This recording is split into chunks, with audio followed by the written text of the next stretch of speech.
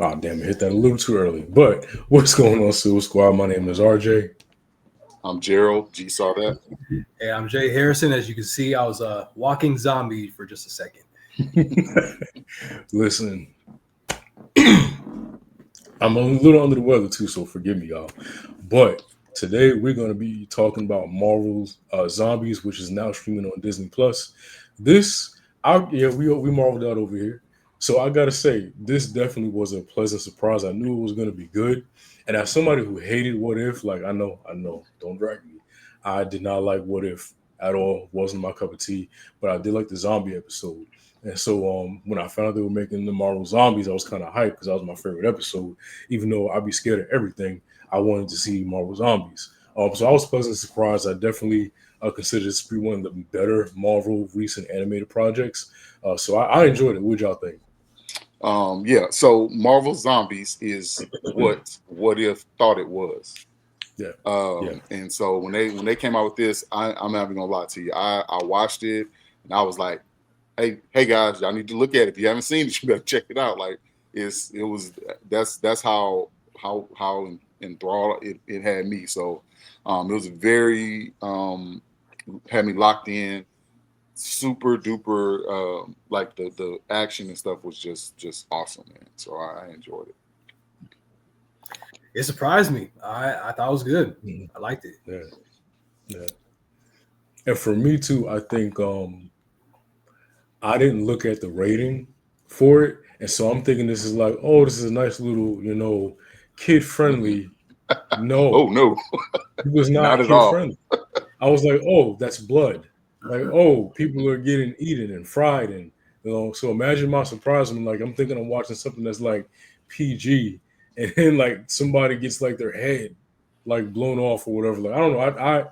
I think that my favorite part about this was that and y'all and Jay, you know how I feel about like the balance between comedy and like in horror situations. And one thing I enjoyed about this is there weren't too many moments to where the comedy overtook the horror or the action that was going on.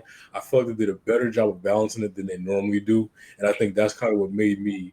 Um, I guess kind of it did a good job of pulling me in because it didn't do that terrible job of balancing humor and horror. I don't disagree. I think it did really well with all the elements from every genre. From fantasy to horror to comedy. A little bit of it that was mixed in. Yeah, What I really enjoyed was I think every episode. I think that it was a very linear story, and you didn't really have Mm. to go. They didn't really get off track. So I think they did a really good job. Slowly killing off characters one by one, but there's the anticipation there too, and I really loved how they took some moments from comics, but it's also its own twist on this thing, and they made Yeah. Kamala Khan the face of this. I really think she deserves that respect more, and I really like how she was the face of this series. don't say that too loud. RJ might snipe you. Yeah, yeah, you know how I feel about her. I feel like she annoys the hell out of me. But in the same breath, I understand that East Asians don't have a lot of representation in media, period.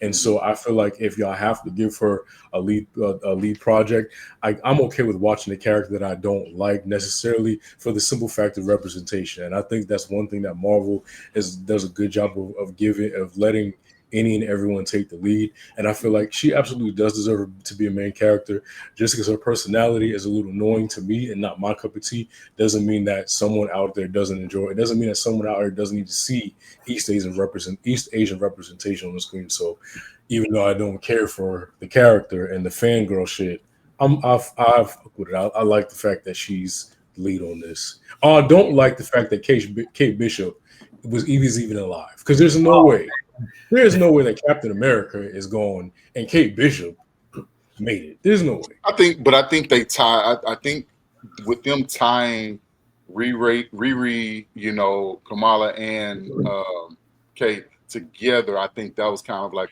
make them equally yoked, being that they were young, they were all female, and they all had their Yeah, own yeah, kind of bites at the MCU themselves already.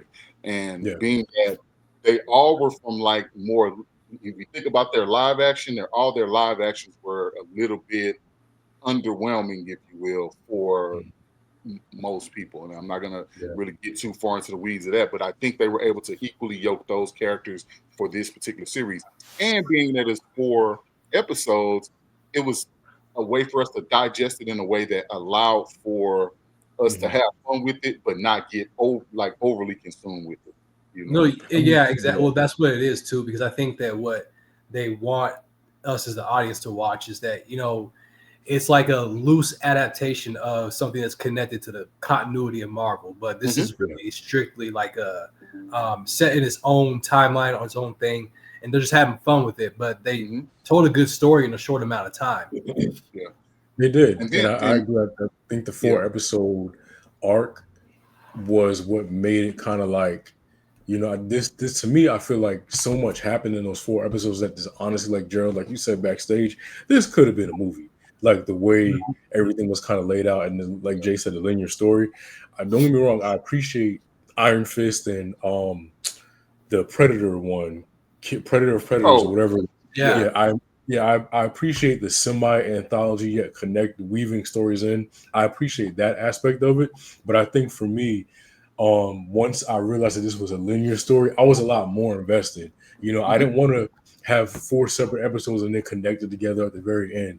I want to see from point A to point B, and I think they did a good job of delivering that. Oh yeah. Yeah, and I think sprinkling other characters in.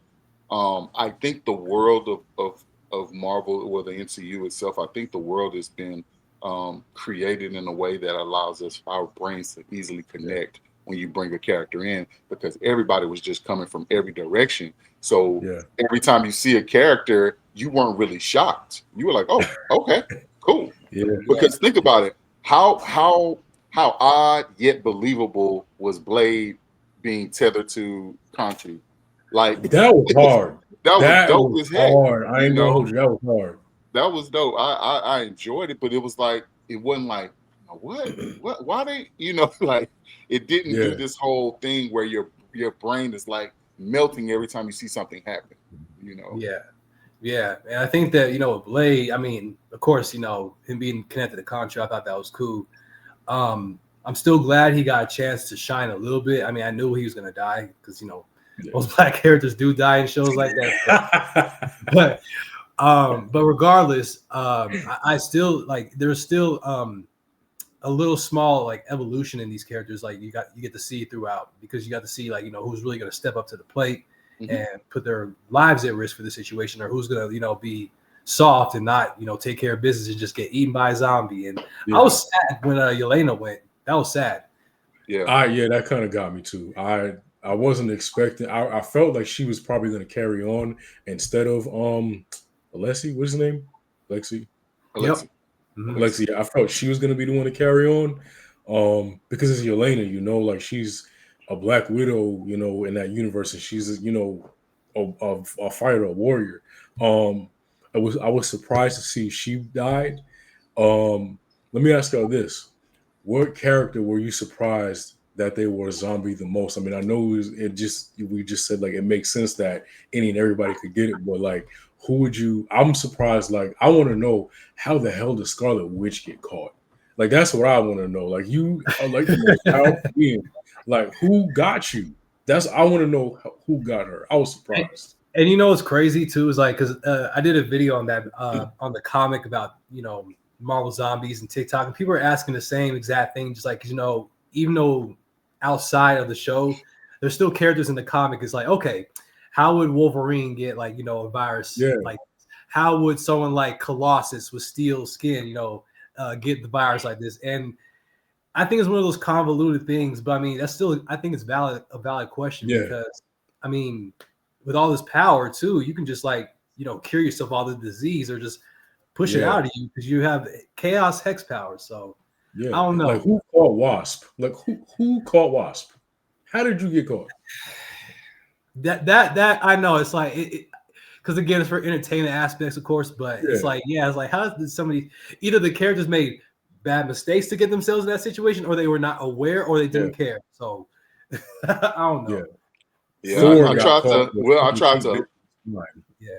Well, I tried not to allow my brain to even get consumed with that because I have a Yeah. problem when I start thinking that way, and it derails my whole thought Yeah. process on everything else. So Yeah. if I get stuck on that, I wouldn't have liked it, because then I'll be sitting there trying to be too logical about it. Yeah. But it's still valid though, because I mean, like, I agree. Yeah, because there's a lot of people that ask questions like that, because certain characters is like, how, but I think they're just doing it for fun, strictly. Well, Yeah. just like you had And I people think- asking questions about like their strengths, like how could Hawkeye still be accurate? Well, he was still Hawkeye. He just was a zombie. Like, Yeah. I was like, Yeah. they still have their Then- power sets and their Yeah. things that they do. Now they just don't have the moral compass, if you will, Yeah. to knock off other zombies. They're on that side, So Because didn't like in the comics wasn't Reed Richards the one that like went searching for more because they had run out of food on Earth or something like that? So Zombie Reed was the one who did something like that. So Yeah. he was looking for a virus. He went through a portal. He sent his other, because there's another version of Reed Richards in another portal which the zombie virus already started. Yeah. So he's looking for a cure because he knows that virus from that other Earth is going to infect their Earth. So that's how that whole situation got there, because of the portal. So yeah, like you said, Joe, they're still them. They're just like zombified versions of them. Who are you most excited to see as a zombie, or most surprised to see? For me, also, like when they were in the water, you couldn't tell me that they wasn't safe. And then like Namor's people started coming. Like Bro, I was shocked on that. That was probably one of the most crazy / exciting parts of the whole thing. Was Namor was on it. Yeah. Bro was like, listen, I'm taking everybody out, and none of y'all gonna stop me. Yeah. And y'all in the water? Come on, man. I had the advantage. I got the upper hand. What you gonna do? And the scary thing about that too, I mean, there's some similar stuff to the comic, but besides that, I thought it was really cool seeing Namor actually going to another place where they thought they were safe for a little bit, but it's like, Not. So that was cool. What's wild to me too is how the hell did Aquafina's character last so long? That was pure luck. That was pure luck. Sometimes how they say some people just luck themselves into everything. That was her. Yeah. She just happened to be insulated enough. Everybody else was just getting picked off, and the circle got smaller, and she just happened to be closer to the middle. Yeah. It'd be like that sometimes. Mm-hmm. Yeah. But what was your guys' favorite part overall of Marvel Zombies? I think seeing the Hulk was probably the craziest thing I've seen. Dang, I'm mad I waited, because I was dang sure about to say, bro. When they explained what happened with him, I was like, oh, well, he ain't nothing gonna happen to him then. And then a step further was he could have just destroyed the whole Earth and just ended everything, and he chose not to. So everything he was doing, it was almost tempered. It was like he was doing just enough to like knock zombies out in waves, but not destroy anything. He was just destroying just them. So everything that was saying was like, dude got in. Like, he wasn't wearing a gauntlet. He was the Infinity Stones at that point. Yeah. So that was like, dude, and that glow was freaking just. That was hard. Yeah. That was hard. Yeah. So. What about you, RJ? What was your favorite part? Was that the Hulk or something else?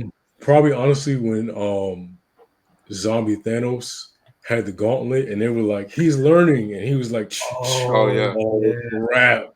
I was like, that set me off like that. And I think the reveal when they revealed that the food they were eating was really zombies. That was wild, man. Mm-hmm. That was hard. That was crazy. Hard. I didn't see that coming.